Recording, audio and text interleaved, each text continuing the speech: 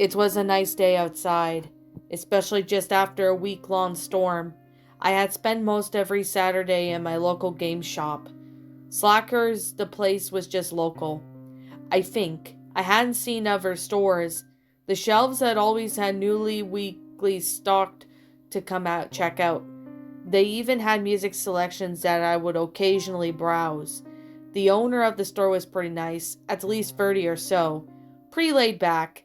I had gotten a Game Boy Color, which was a bit after its release from 2000.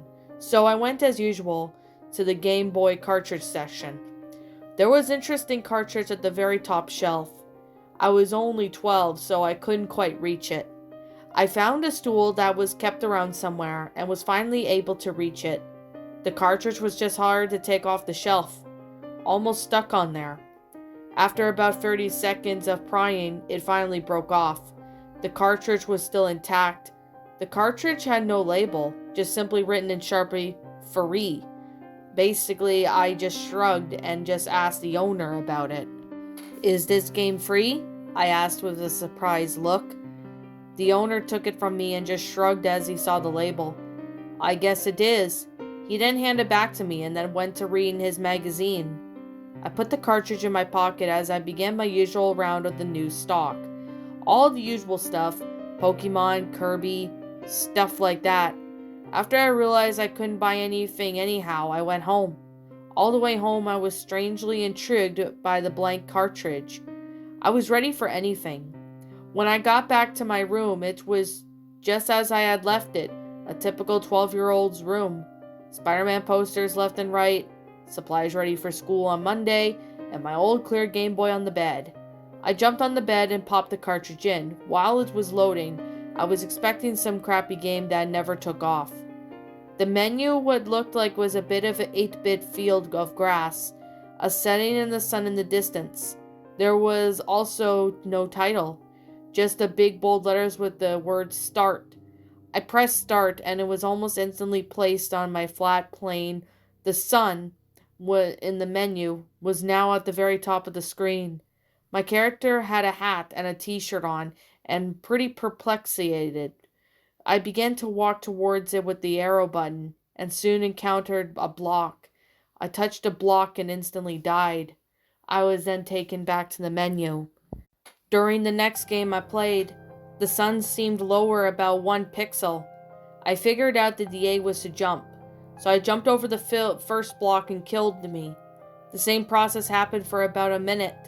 Finding a block and then jumping over it, I encountered a pit after a while, just 1 block wide.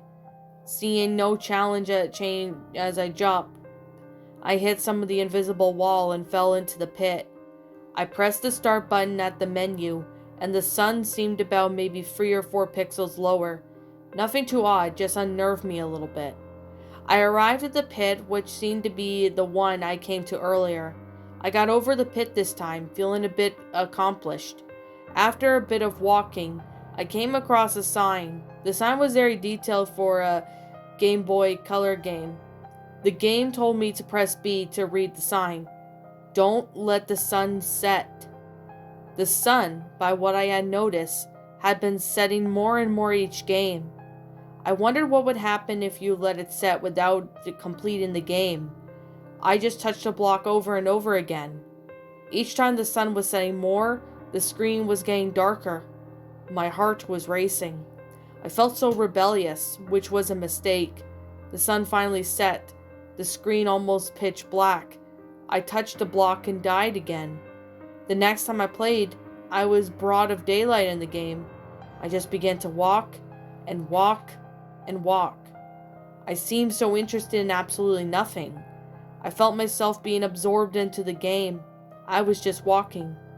So one day the world blacked out, and I was placed in the game store. I waited to be picked up by a kid again. I was picked up and played. Interesting kid. So I was walking. I then ran into a block and died. The next kid suffered the same fate.